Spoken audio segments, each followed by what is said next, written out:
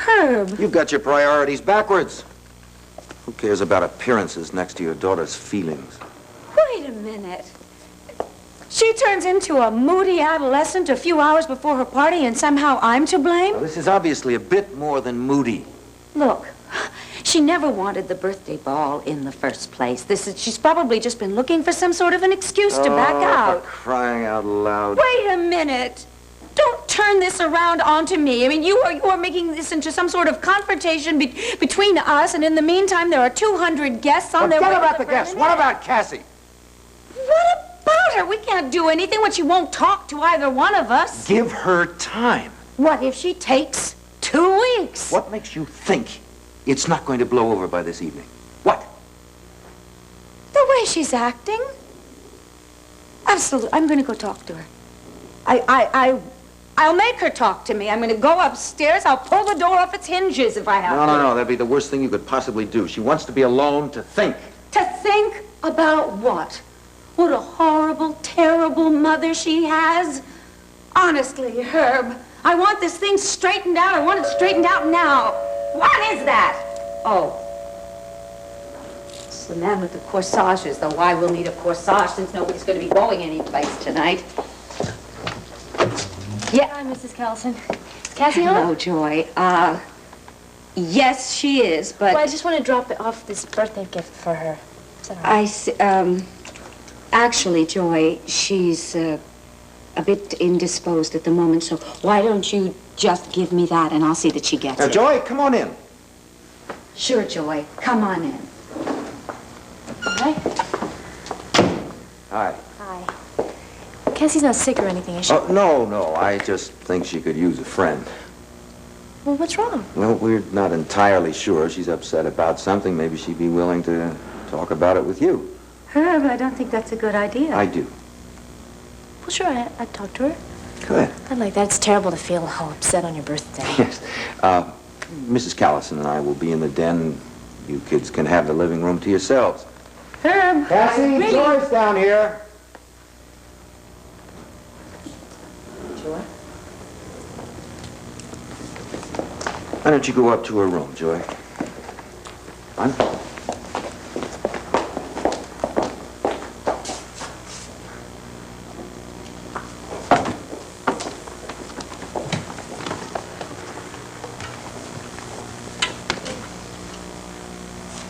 Cassie? Is it all right if I come in your room?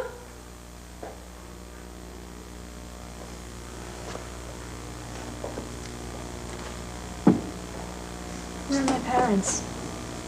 They're in the den. They told me you were upset. You've been crying. What's wrong? This has been the worst birthday ever. Oh. I hope you and the O'Neills get things straightened out so Asa doesn't get too uptight when Didi comes over to visit little Drew. Thing is, Becky, Didi doesn't really... I haven't told her about Drew yet. Oh. She's in for quite a pleasant little surprise then, isn't she? Well, she won't be coming with me when I do come to visit Drew. Okay, I thought I would just keep him a secret, just a little bit longer. How long, till he's 18 and no bother? No, of course not. Are you kidding? Just until she gets used to the stuff that comes with being a Buchanan, you know, it's overwhelming. You can understand that. No, I don't understand it. It's our wealth. Look at this. It's our lifestyle. Her head's spinning right now. Plus, she has to deal with Delila being my ex-wife. You know, I've got a legendary scoundrel for a father.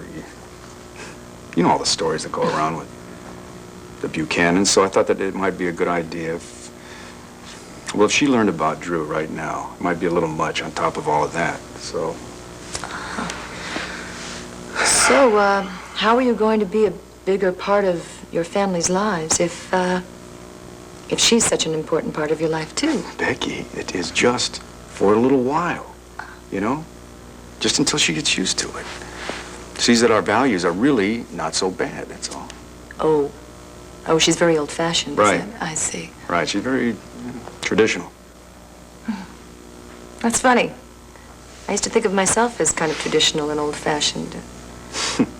Before I got pregnant with your son, I guess now I'm a fallen woman. Is that what you call me, Becky Bo? Lee, no. God forbid that we offend Didi O'Neill's delicate sensibilities by exposing her to an illegitimate child and the mother that carried him. Becky, why are you twisting all I don't this think I'm around? twisting this around. No matter how you turn it, it kind of comes out rotten. No, that's ridiculous. I'm not ashamed of Drew. I'm not ashamed of you. Oh, I see. It's not you.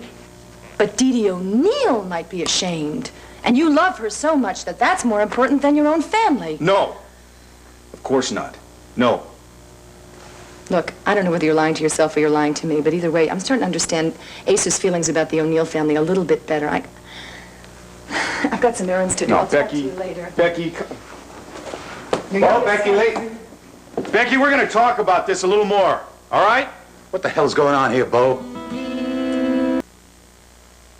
Wednesday, Competition makes the world go round. the competition for this lady is gonna flatten Time to take a shortcut, kid. the fall guy. Then, subtle tactics You don't have to shout, Stephen. I can hear you. and all-out war I am just as tough as you, maybe tougher. on Dynasty and on Hotel. A young girl's disappearance leads to a citywide search. My daughter is helpless. Tonight, all starting at 8/7 Central and Mountain.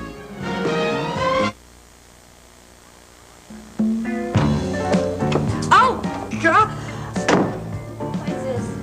Oh, you're my sister. I thought maybe you just came in from outer space or something. Come on, don't make me laugh. I can't crack this mask. Is that why you're talking with gritted teeth? Mm-hmm. What if it cracks? I mean, is half your face gonna fall off? Didi, come on, no jokes, okay? What are you gonna do if that stuff doesn't wash off? Who's gonna take you to the ball time? You're gonna spend the rest of your life in my bedroom. Didi, stop it, please. Fault line, it's Didi, cracking, come on, you're making me mad. Why don't you get started? You know you're hours behind.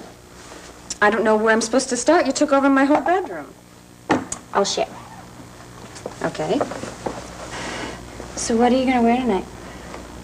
The dress Bo bought me in New York. I thought you gave that back. Yeah, I did, but, so I went to the Symphony resale shop, and it was, oh, it's a long story, but, I got it back. Huh. How convenient, huh? How convenient. Oh, stop. I'm gonna get black and blue. You're already blue, believe it or not. Look, why don't you try this? You know, it's great for your complexion. You're gonna have a glowing cheeks all night. It's good. You sure this washes off? Yeah, positive. Okay.